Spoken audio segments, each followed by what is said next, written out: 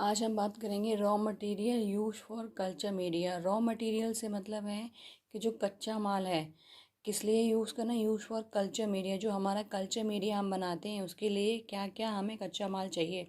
तो सबसे पहले हम ये जान लेते हैं कि कल्चर मीडिया क्या है।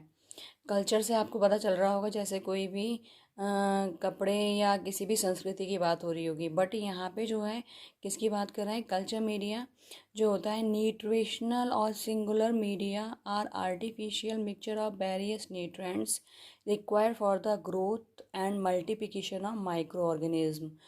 ऐसा मीडिया जो हमारा कल्चर मीडिया जो होता है वो अगर हम बात करें न्यूट्रिशनल या सिंगुलर मेथड होता है, सिंगल मेथड होता है।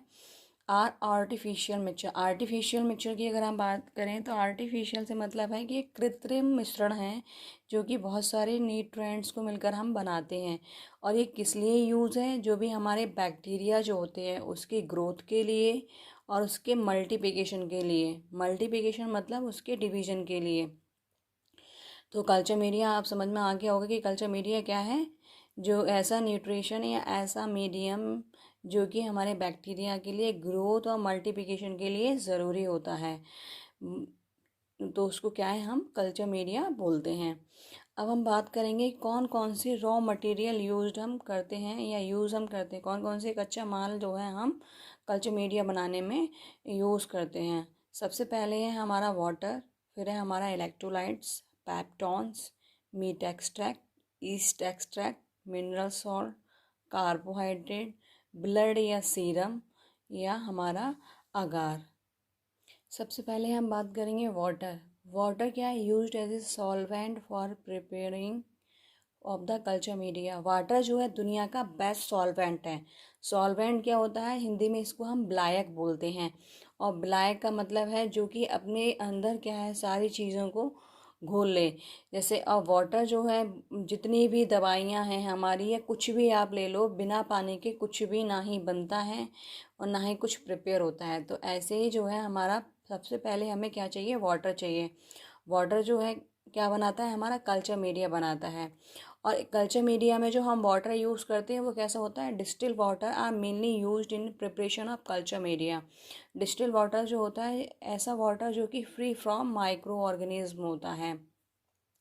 सो सीधी सी बात ये है कि ये इसलिए यूज़ करते हैं हम डिस्टिल वाटर, जो कि हमारा इन्विट करेगा किसको, बैक्टीरियल जो भी हमारे माइक्रो ऑर्गेनिज्म हैं या ये जो भी हमारे बैक्टीरिया, अदर बैक्टीरिया जो हैं उनकी ग्रोथ को इन्विट करेगा। क्योंकि हमें जब ग्रोथ, कल्चर मीडिया का मतलब ही यही होता है कि हमें वो बैक्टीरिया ग्रो कराने होते हैं जिनका हमें या तो एंटीबायोटिक बनाना हो या उसके अलावा और कुछ वैक्सीन है या फिर हमारे कोई भी सीरम है, तो उसके लिए हमें जो है कल्चर मीडिया बनाना पड़ता है। तो इसी तरीके से जो है culture media should be free from क्या, free from microorganism substance inhibiting bacterial growth. और हमें कल्चर मीडिया में ये भी ध्यान रखना है कि भाई ऐसा कोई भी सबस्टांस ना आ जाए जो कि हमारे बैक्टीरियल ग्रोथ को इनहिबिट करे। हाँ, क्योंकि हमें क्या करना है, बैक्टीरिया को कल्चर मीडिया में क्या है, ग्रो कराना है। अब मान लो ऐसा कोई कंपाउंड ले लेंगे जो कि बैक्टीरियल ग्रोथ को इनहिबिट करेगा, तो कल्चर मीडिया तो पॉसिबल ही नहीं है और वो कल्चर मीडिया होगा ही नहीं। फिर है हम बात करेंगे इलेक्ट्रोलाइट्स की। These provide basic element to the cell that are essential to carry fundamental metabolic process. जो हमारे इलेक्ट्रोलाइट जो होते हैं वो क्या है, बेसिक एलिमेंट्स हैं जो कि हमारी सेल के लिए किस लिए एसेंशियल हैं, मेटाबॉलिक प्रोसेस के लिए। अब सीधी सी बात ये है कि भाई ये जो इलेक्ट्रोलाइट्स हैं अगर ये नहीं होंगे तो जो हमारे बैक्टीरिया है वो ग्रोथ नहीं करेगा, और ग्रोथ नहीं करेगा जब बैक्टीरिया ही नहीं होगा तो मेटाबॉलिक प्रोसेस कहाँ से पॉसिबल होगा, है ना। तो इसलिए जो है हमारे इलेक्ट्रोलाइट्स भी ज़रूरी, जैसे मैंने उसमें मिनरल्स बताए थे ना, जस्ट वही इसमें जो है हमारे इलेक्ट्रोलाइट्स होंगे।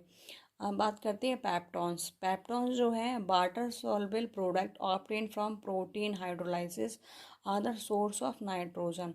जो हमारे पैप्टॉन जो होते हैं वो क्या है, प्रोटीन के हाइड्रोलाइसिस मतलब प्रोटीन और वाटर की जब हम रिएक्शन कराते हैं तब हमें क्या है, क्या मिलता है, हमारा पेप्टॉन मिलता है। और पेप्टॉन क्या है, नाइट्रोजन सोर्स है। और नाइट्रोजन सोर्स की अगर हम बात करें, अभी मैंने बताया भी था जब हमने क्या यू न्यूट्रिशन रिक्वायरमेंट बताई थी, तो उसमें बताया था मैंने कि नाइट्रोजन क्या करता है, एक तो हमारा आरएनए डीएनए बनाता है, एटीपी बनाता है। तो जो पेप्टॉन्स का काम है वो यही है कि ये क्या है, हमें नाइट्रोजन सोर्स देता है। फिर है हमारा meat extract, mainly contain degrade protein product, inorganic salt, carbohydrate and growth factor are also present.